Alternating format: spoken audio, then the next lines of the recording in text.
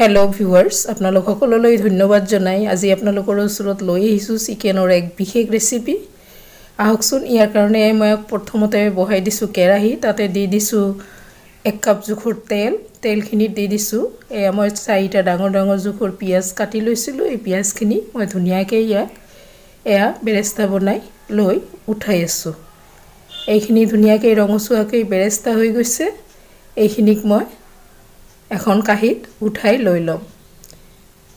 তাৰ পিছত ইয়াতে মই হাফ কিলো চিকেন লৈ লৈছো চিকেনখিনিক মই তেলত দিছো ভজাৰ কাৰণে আৰু এইখিনিক লৰাই মই ভজাটো আগবঢ়াই লৈ লম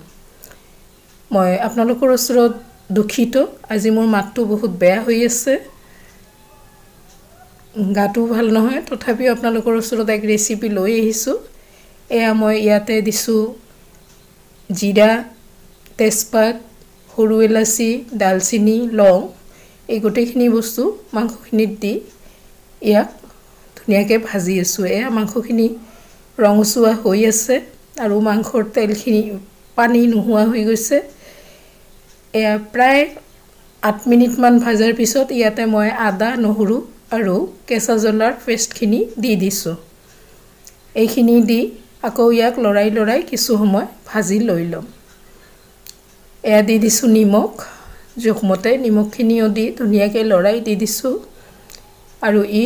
হৈ আছে গোটেইখিনি প্ৰচেছটো কৰি আছো মই মজলীয়া জুইত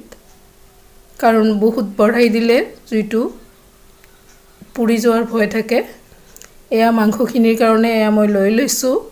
জলকীয়া গুৰি হালধি গুৰি জিৰা গুৰি ধনিয়া গুৰি এই গোটেইখিনি দি ইয়াক আৰু এবাৰ লৰাই দি দিছো আৰু এনেকৈ লৰাই ইয়াক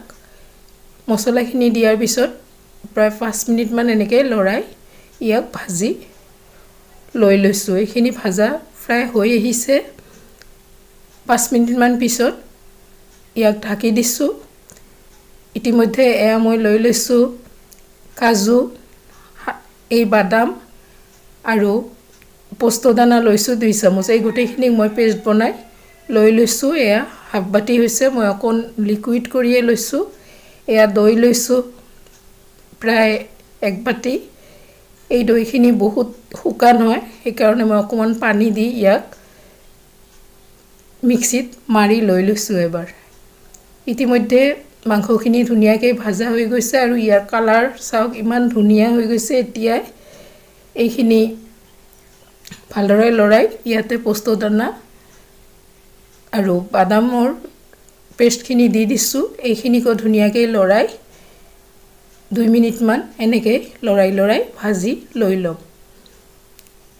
এইখিনি 2 মিনিট মান ভাজা হওঁতে ইয়াতে এতিয়া দি দিম মই দৈখিনি দৈখিনি দি দিছো দৈখিনি দিয়াৰ পিছত এইখিনিক ধুনিয়াকৈ লৰাই আৰু ইয়াক ধুনিয়াকৈ ভাজি লৈ লম দৈখিনি দিয়াৰ পিছত ইয়াত যথেষ্টখিনি পানী হৈ গৈছে আৰু এইখিনি ভাজিবলৈ অকমান সময় লাগিব আৰু এনেকৈ ইয়াক ধুনিয়াকৈ মাজে মাজে লৰাই থাকি ভাজি লৈ লম আৰু পিয়াজৰ যিখিনি বেৰেস্তা কৰি লৈছিলো সেইখিনিকো মই মিক্সিৰ বাটিত এবাৰ মাৰি লৈছো এই পেষ্টখিনিকো ইয়াত দি দিছো আৰু এইখিনি দিয়াৰ পিছতে মাংসৰ কালাৰটো একেবাৰে ধুনিয়া চেঞ্জ হৈ আহিব ধুনিয়াকৈ ইয়াক লৰাই দি দিছো আৰু এনেকৈ ইয়াক ধুনিয়াকৈ আগবঢ়াই লৈ যাম ধুনিয়াকৈ এইখিনি যথেষ্ট হৈ আহিছে ইয়াতে এতিয়া দি দিছো কেওৰা জল 2 চামুচ মান এইখিনিও দি ধুনিয়াকৈ ইয়াক লৰাই দি দিছো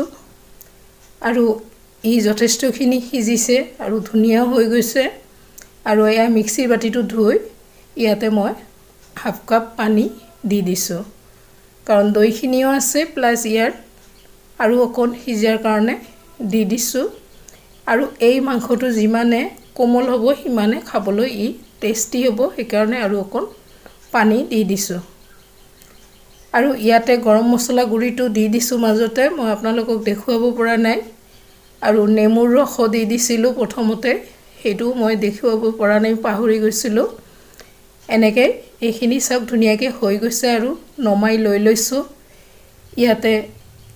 ধুনীয়াকৈ এটা গ্ৰেভি হৈ গৈছে আৰু বৰ ধুনীয়া কালাৰ হৈ গৈছে। আহকচোন ইয়াক এতিয়া এটা পাতিত পৰিৱেশন কৰোঁ। এয়া ধুনীয়াকৈ গোটেইখিনি উলিয়াই লৈ লৈছোঁ আৰু ই বহুত লোভনীয় হৈ গৈছে।